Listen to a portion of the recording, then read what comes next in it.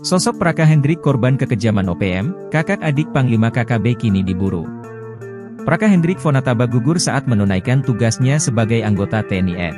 Anggota Koramil 171702 Sinak itu menjadi korban kekejaman OPM di distrik Sinak, Kabupaten Puncak, Sabtu, 15 Juni 2024, pukul 13.45 WIB.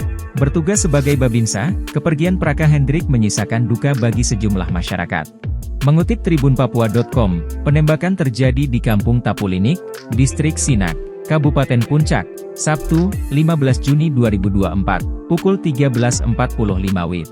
Saat itu, korban sedang dalam perjalanan dari Bandara Sinak menuju Koramil 171702 Sinak.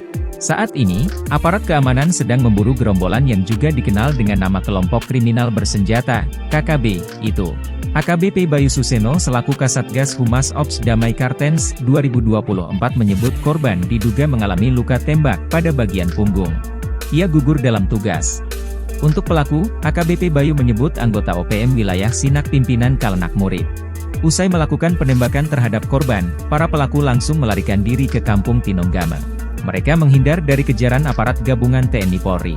Kapendam 17, Cendrawasih, Letkol Infantri Chandra Kurniawan, mengatakan, sosok Praka Hendrik Fonataba selama ini dekat dengan warga.